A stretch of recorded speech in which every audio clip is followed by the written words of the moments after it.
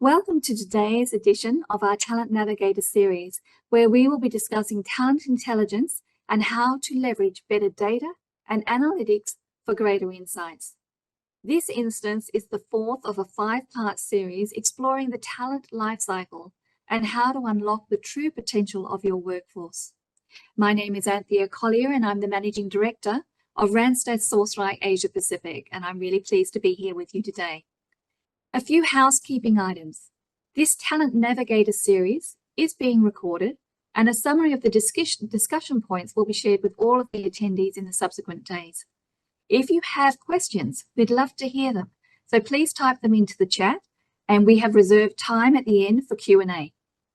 So, some introductions of our speakers. Today we have with us Joost Heins, who is the Global Head of Intelligence at Randstad Enterprise.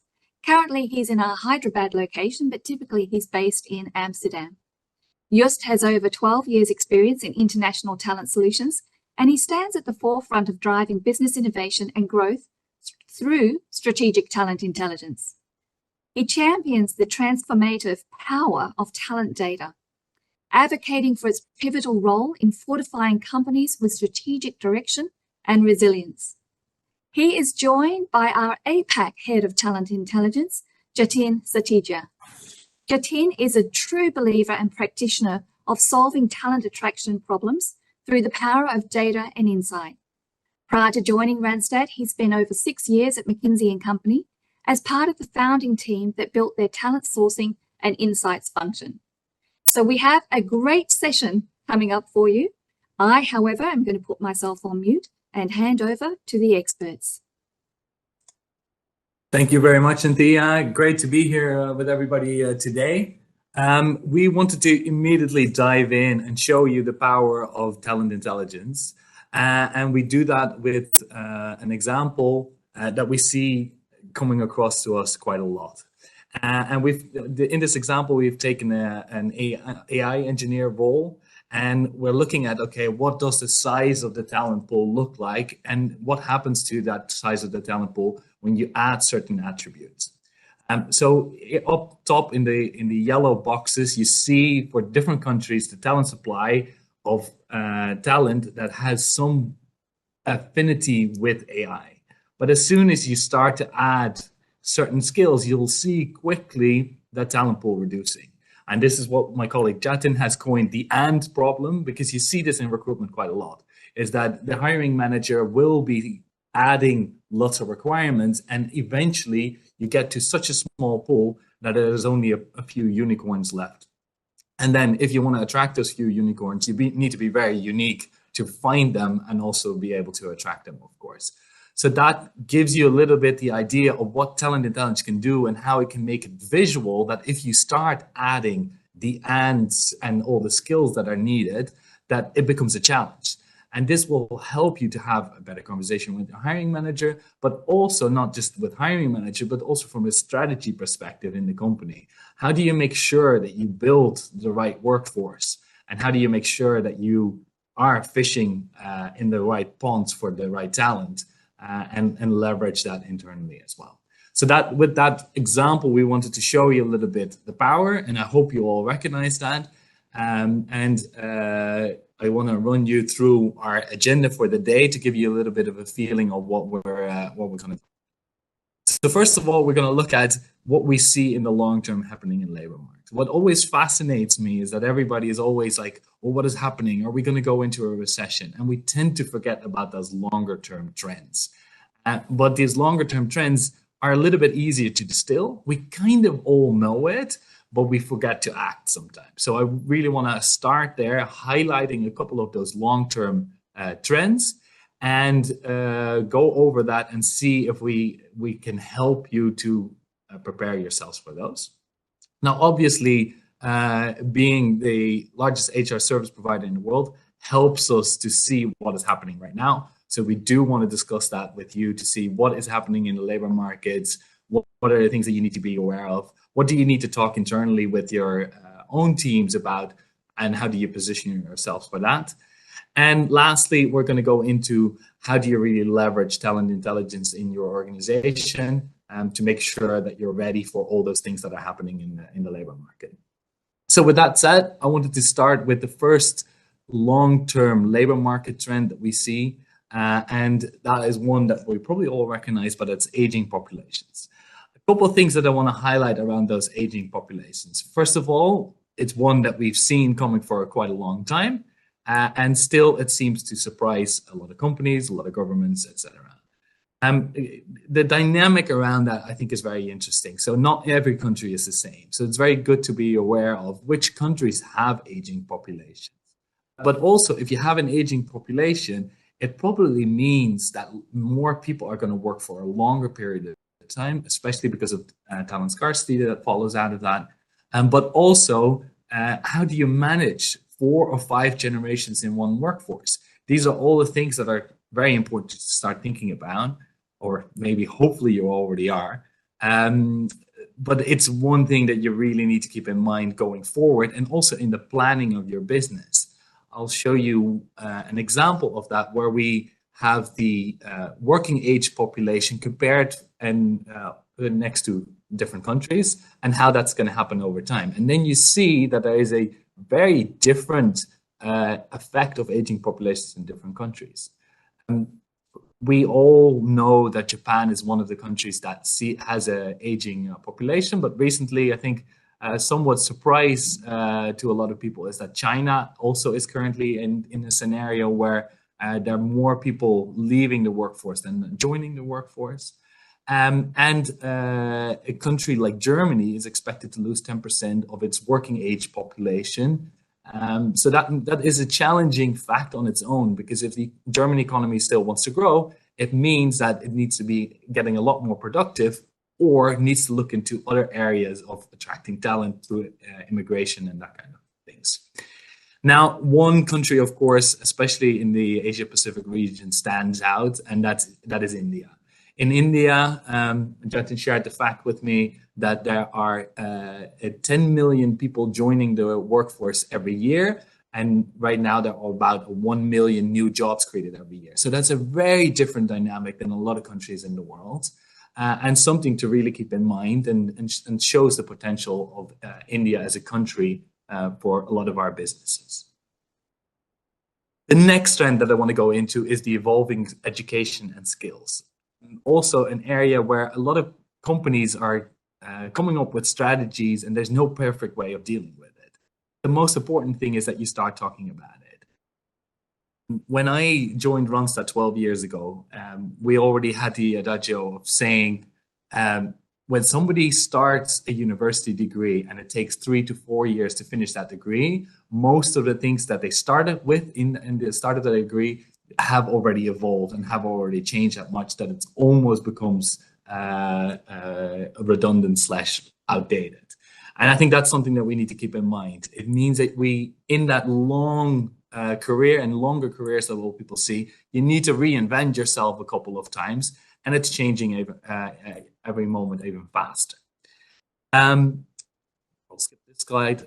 We'll go to automation and AI. I think that's a very interesting area. Of course, in the last year, in November, now a year ago, ChatGPT came out.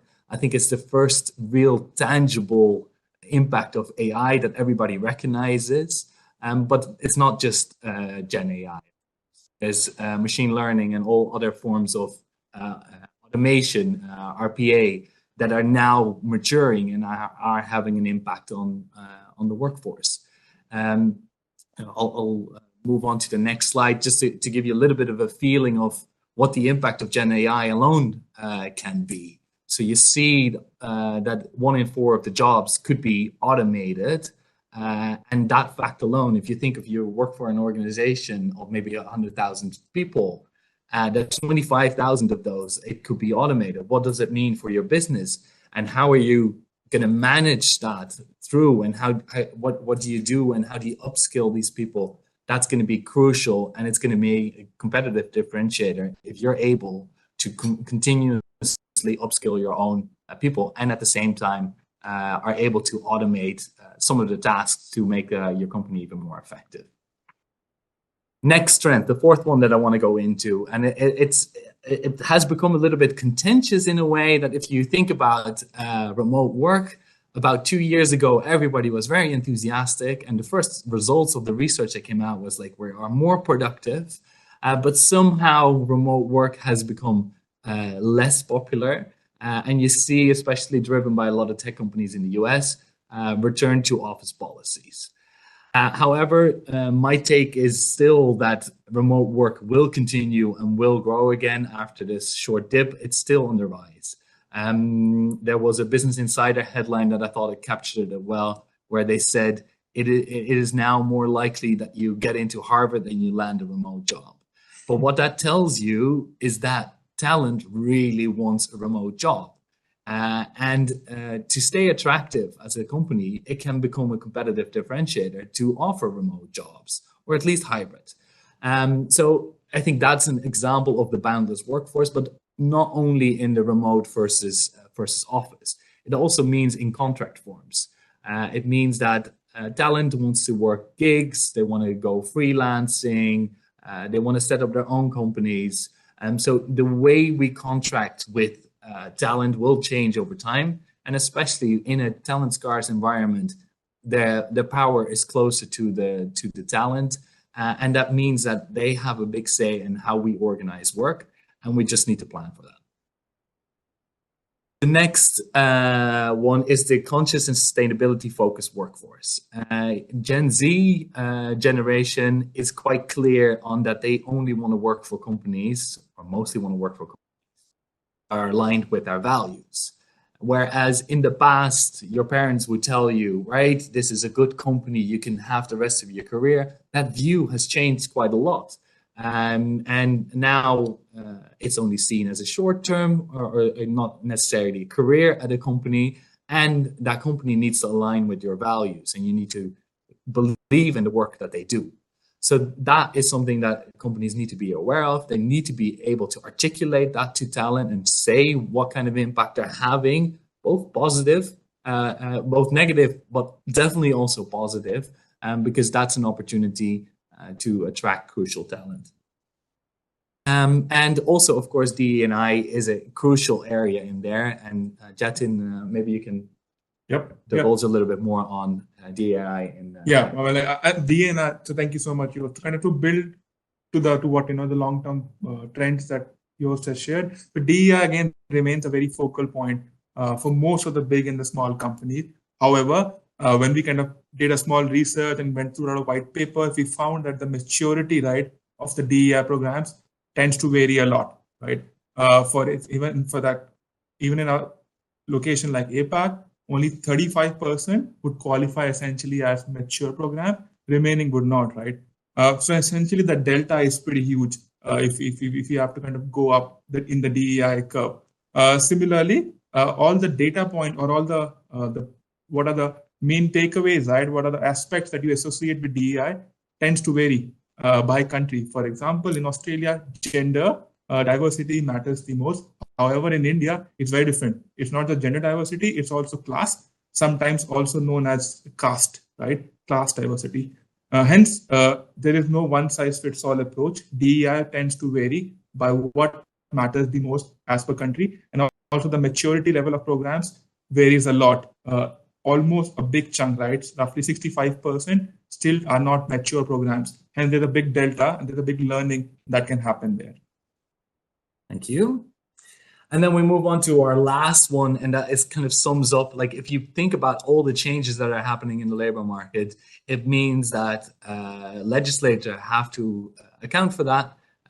Just imagine you're now in a government and you think about, okay, what is the best AI policy? Just think about how challenging that is. How do you make your economy competitive, but at the same time protected maybe from the adverse effects on your people and your differentiators.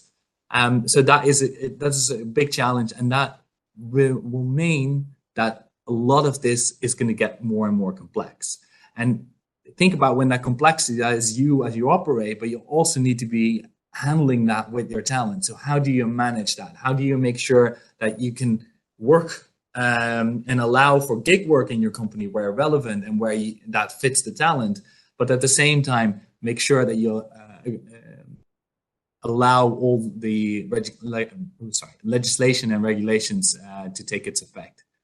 So that is a big challenge, and that this sums up, and I hope this gives you a good framework of things that you should definitely be thinking about in your organization and you need to be organizing for. And if you have questions on this, happy to address them. Then we'll move on to what we see right now, right? This is one of the questions that we get quite a lot on, okay, what do we need to be aware of? What's happening in the labor market right now? I think to tell that story a little bit is to understand what's happening in the global economy. So first of all, I think after the pandemic, we saw that there was a demand shock.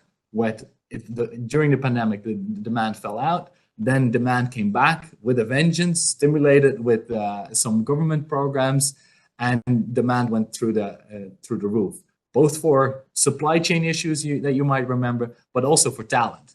And Mark Benioff of Salesforce, for example, said, right, we've been in a period of overhiring, and especially in the tech companies, where the big tech companies first realized that they might have overhired, and a lot of their growth was financed by low interest rates. And when the inflation went up and the central banks responded to the inflation with higher interest rates, that's where a lot of these big tech companies started to think, okay, how do we finance future growth? And should we take it down a notch a little bit? So then the tech layoffs came, and we do see an overall easing of the market. But what I think is very important to keep in mind, and you see it on the graph on the right, is that if you look at how the demand has evolved, you see that it has gone up a lot. And yes, it has come down a little bit in the last year, but historically, the number of open vacancies are still at record highs. So if you see here the comparison with 2017, we're much high, still at elevated levels. So yeah, it is a little bit easier than last year, but it's still much harder than 3 years ago or pre-pandemic levels. So I think that's a good thing to keep in mind. The other thing is that reflects in, sorry, I forgot about it, is if you look at India. India is the only one really that beats the trend a little bit and continues to see demand.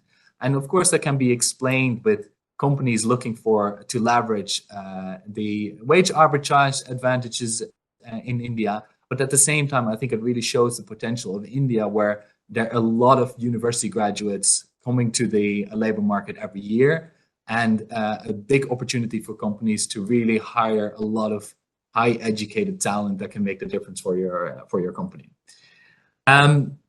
You see this in unemployment rates. The unemployment rates globally are, with the exception of the pandemic, where you see, depending on how the governments managed it, a little bit of a uptick and a downtick. But in general, we see the unemployment rates very low. And that is kind of unusual to see that with increase in interest rates. Usually, traditionally, with the interest rates going up, the effect on the labor market takes 12 to 18 months. We are now 14, 15 months out since the first increases in interest rates, and we don't really see an uptick in unemployment yet. So that's a very interesting one to see. And if you look a little bit at the predictions of a lot of government bodies and economic institutes, there is not a massive increase in unemployment expected. And it's very unusual for a global economy which sees an increase in interest rates. Then I want to take you through my favorite indicator. That is the job vacancy rate. And why is that my favorite indicator? For two reasons. One, it gives you a feeling on like how tight the market really is and how big the mismatch is between demand and supply. And the second is that you can really well compare it in different areas. So you can look at a country level, you can look at a region level, but you can also look at a job category level for it. That's why it's my favorite. And it gives you a little bit of feeling on like how tight a labor market is. And here we've looked at a country level and shown how the different countries are, how tight they are compared to each other. And what is good to keep in mind is that between 1 and 2% is considered a healthy labor market. That's kind of the normal flow. There's 1 or 2% of the jobs are open at that moment, and that's a healthy way of working. Anything above 2, and you will notice that there are labor shortages and there's tightness in the market. Now, in the US, we've seen levels of 7.6 last year. So that's extremely tight. And that means that I always joke, I live in the Netherlands. You can walk into town and the same day you can have a job with a job vacancy rate of around 5%. Now, there are stark differences. We see that in APAC, in general, those job vacancy rates are lower, but they're still tight labor markets. In Japan, there's a different dynamic going on. Of course, again, the aging populations, but a relatively normal labor market at the moment in terms of tightness. Now, how does that look like over time? Again, you can see there is a dip compared to last year when the labor shortage was on its peak, but still very much elevated levels throughout. So it's by no means a very loose labor market, even though the economies have slowed. Then another dynamic that I want to share with you, and we have an example from Poland here, but we see this in lots of markets, where you think, oh, actually demand has slowed, that must be good news. But then if you zoom in on a certain job level, the trend that we see is that you see a lot of tightness in the kind of senior bracket. So if you think and this is the moment to strike and get a lot of senior talent, it's not going to be that easy. And my explanation for that is that a lot of companies are now maybe not growing that fast with not that experienced talent, but when they're hiring now, they want to make sure that this is people that are productive quite quickly, and there you see really the tightness still in the market. One last topic on what we see in the market, which I think is very relevant, is yes, interest rates are going down, but in the last year, the purchasing power of the average employee has taken quite a big hit.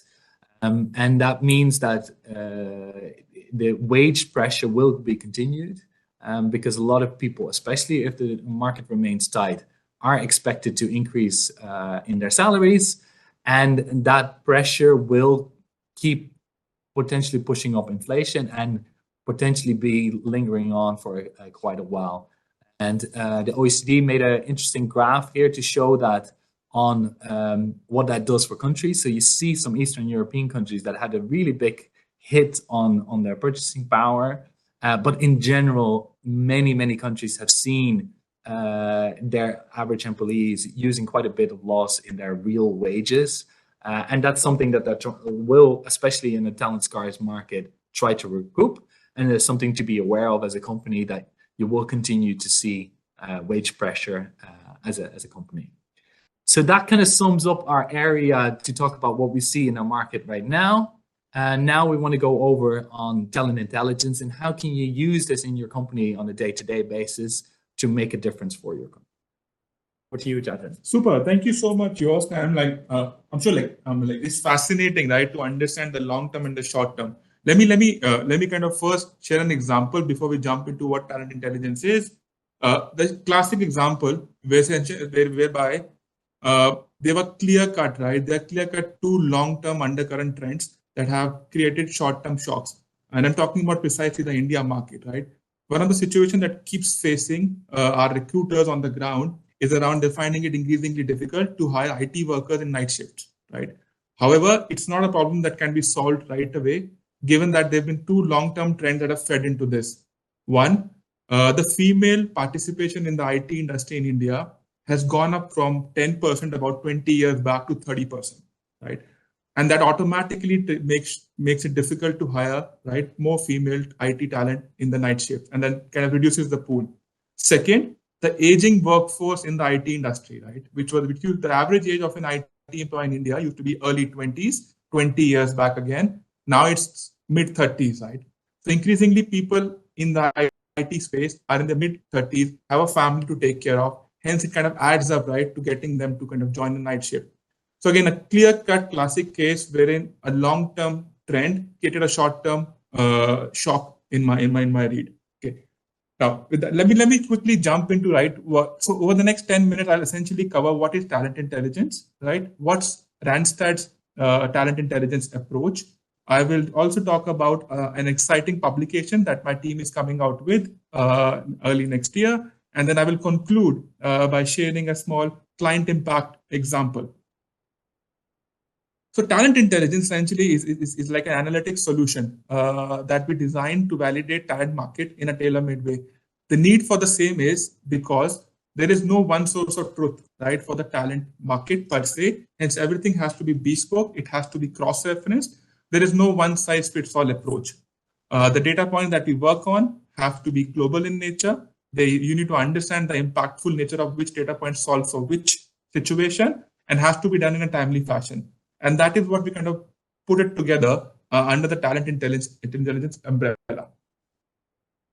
There are different use cases, right, of situations that you can leverage talent intelligence to solve for. One of them, the top three essentially are stay up to date, right? Classic case, Joost just shared lots of long-term trends. And I also shared an example how long-term trends tend to create short-term shocks. All of that is possible if you keep engaging with talent intelligence on a proactive basis. Two, it helps you guide operations, right? To solve for a difficult to fill rec. What's the most effective talent pool that you should go after? So on and so forth. So there are lots of data points that you can essentially go after to help address and guide your operations team on the ground. And thirdly is to make strategic decisions, right, around location analysis, skill expansion in certain geographies. Does it make sense, right, to kind of get 100 data scientists out of a certain location, or you would rather go in a 30 plus 30 plus 30 approach? So we can all kind of solve for it through the talent intelligent data point approach. And all of this is pretty much doable through a proactive as well as an accessible approach. And secondly, so how do we at Randstad kind of solve for talent intelligence, right? As I just mentioned, right, you can quote the biggest platform, the biggest job boards, right? None of them have a penetration beyond 40%. So what essentially that tells you is that no one source essentially gives you all the truth in that regards. Hence, we at Randstad follow a 3-layered approach. We are the biggest service providers of talent solutions. So hence, we have a lot of internal data that we go out for. We validate the same through a big chunk of an army of our recruiters, right, who do this day in, day out. And thirdly, we augment the same by accessing multiple third-party external data sets. And we kind of merge all of them together, build a context on it, and then come out with insights and data. So that's the 3-layered approach that we at Randstad follow. And let me just shift gears and talk about an exciting publication that my team is coming out with. It's called the Global In-Demand Report. It's an annual report that our team builds out, whereby we essentially analyze 70 plus skills in demand across 20 plus geographies. And we analyze data sets from 40 plus sources in building this out. What we essentially aim to do through this is kind of give you a flavor of how the skill set demand is kind of panning out across geographies and across market, right? It covers right from customer service and sales rep all the way essentially to kind of niche skill set like bioinformatics, data engineering, so on and so forth. So the whole aim is essentially to give you an year-on-year comparison of how the labor market is kind of panning out specific to these 70 skill sets, which are always in demand in the market.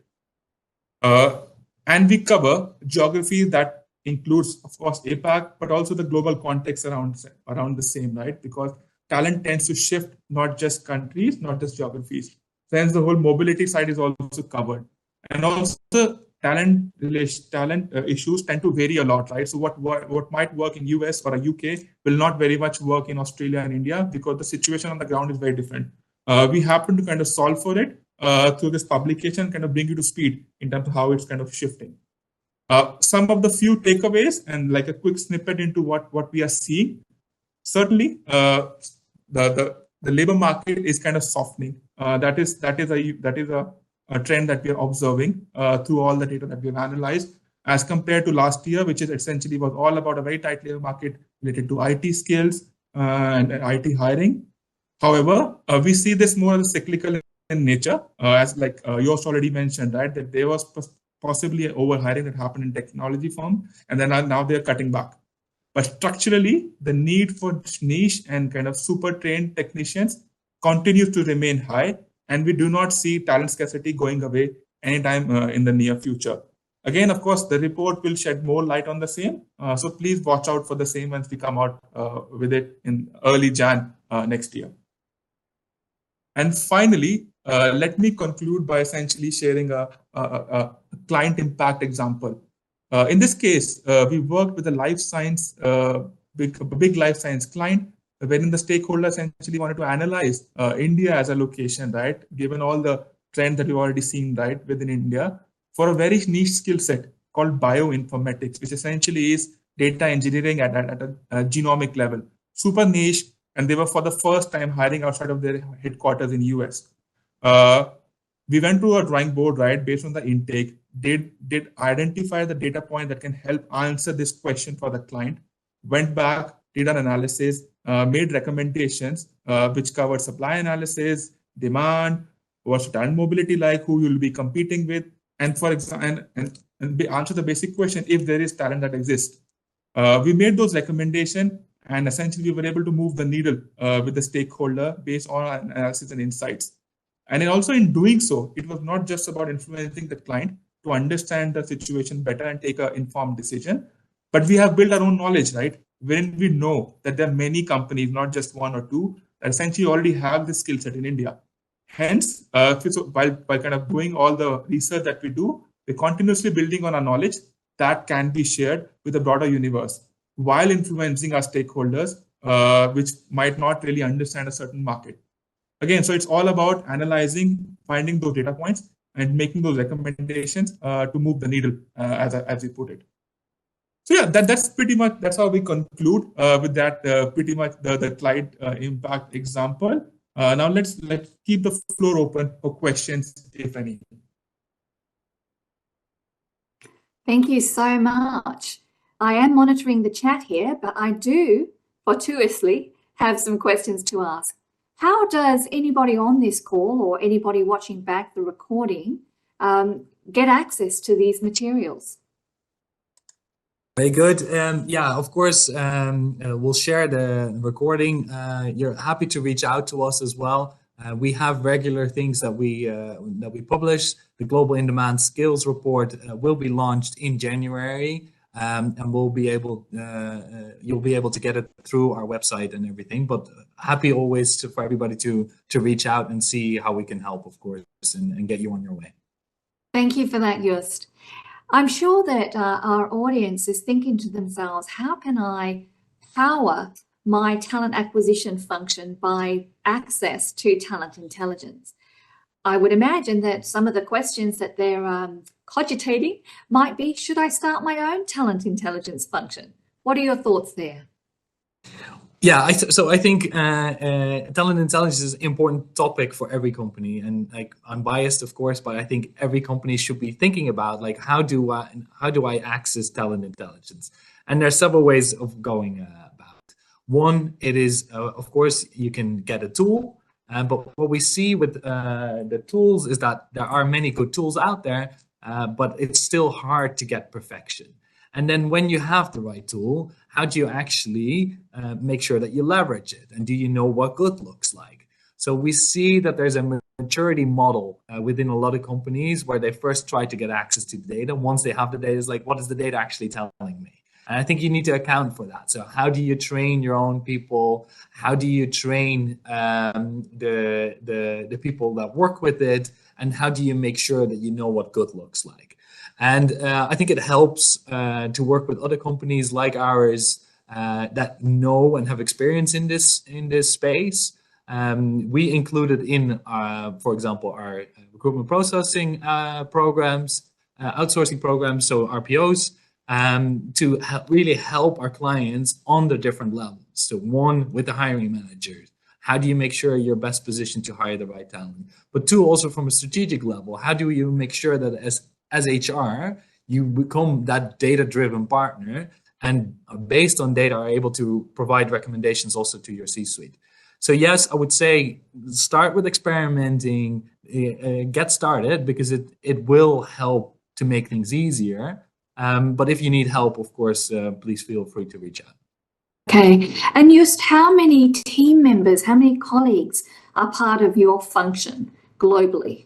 Yeah, I think we're quite uniquely positioned in that way, because a lot of companies, you see that they have 2-3 heads, but we have a team of 50 plus professionals working on these topics and looking at all these things on a day-to-day, and that really helps us to create the right methodologies, to share best practices.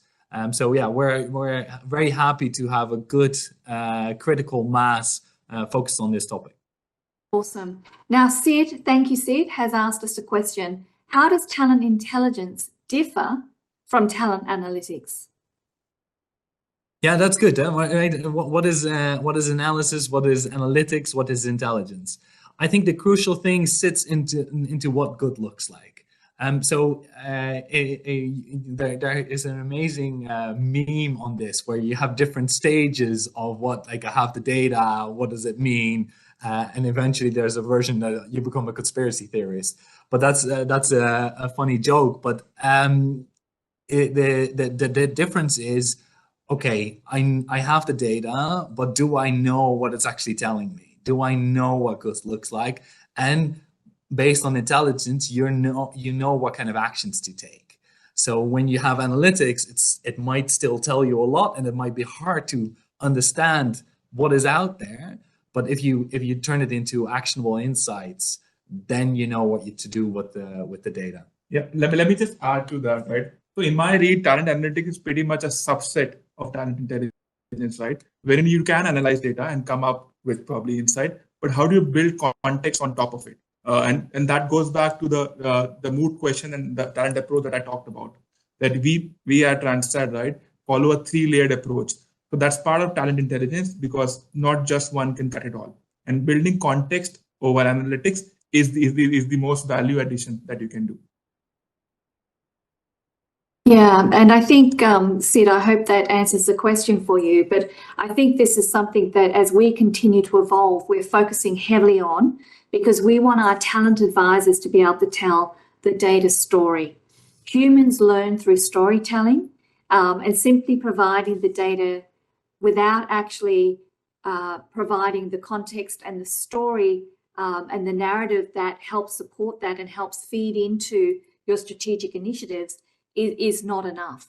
One of the things that we are putting our talent advisors through is 6 weeks insight through influence training. Hopefully I've got that the right way around. I always mangle that. But it's specifically to teach our people how to interpret the data points so that we can actually then build out a plan, a strategy as an output of the data. Any other questions? Thank you so much for that, Sid.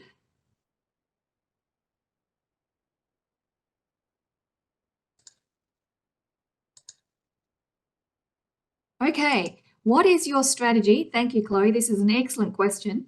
What is your strategy to get talent intelligence data in China? We've had a lot of discussions on this, so this is why we're smiling, Chloe.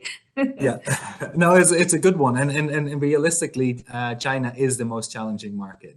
Now, there are a couple of things that you can do. One is you need to have a good data source. So there are tools out there on the market that will help you to get data.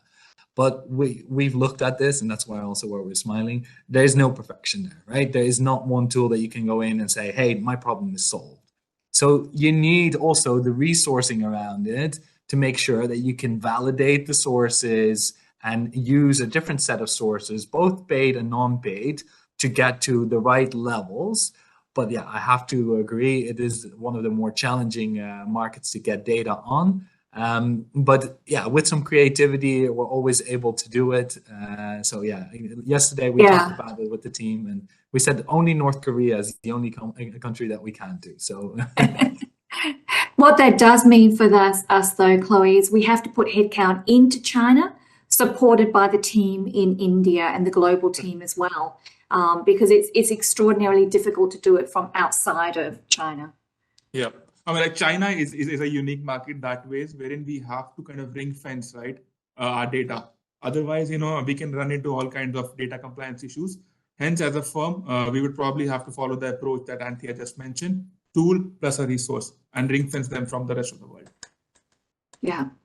And Varun, a question from Varun. We have 3 minutes left. Do we have some framework or tool available for talent strategic planning across the globe? Great question, Varun. Yeah, so I think talent strategic planning, that sounds like workforce planning, and I think that's a whole topic on its own. It's a very interesting topic. What I can share with you there is that we've seen a lot of big tech companies trying to grapple with this in the last few years, and they've hired big teams to kind of get a grip on how do we plan our workforce. It is a topic that I think no company has fully solved. This is my personal opinion, but you are able to make steps in the right direction. So again, maybe the story becomes a little bit the same, but again, there's not one tool that I can say, oh, if you use that tool, you're going to be solved, you're going to be fine. But it needs to be a combination of people, process, and tooling, of course.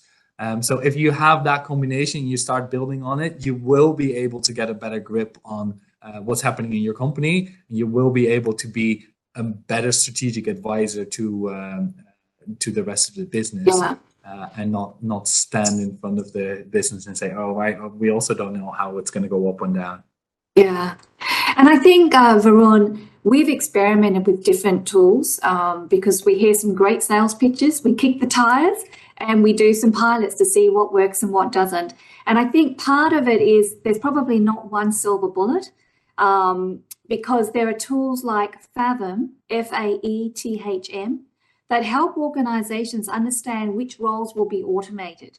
So then those organizations can make a decision about what they're going to do with that particular population. Are they going to upskill them or cross-skill them so that they have a future within the organization, or are they accepting that they're going to need to hire in different skill sets? That is going to vary organization to organization depending on their priorities. Prasad has asked, and I think this is our final question, any analytics on how much talents across different countries are investing in upskilling and reskilling? Yeah, so upskilling and reskilling is a big topic, and also adding maybe to the last question, what I see missing maybe the most in companies is that adult conversation around this. So how do you have the conversation? How do you make sure that there is a conversation with every employee where they want to have that conversation to see what's happening in their career? What steps do they need to undertake to upskill and reskill them? And I think that is the biggest thing that is missing right now, to structure the approach to make sure that everybody's having that conversation and continuously is reminded of, okay, this is what I need to do, this is what I can do to make those steps to upskill and reskill. Now, there are lots of upskilling and reskilling initiatives globally.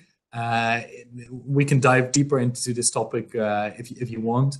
It's a little bit too much to cover now on one last minute of the call, but I'm happy to set up a meeting on that. Please do reach out to us, and we would be happy to, as you said, share what we're seeing around the world. We want to say thank you for attending the webinar.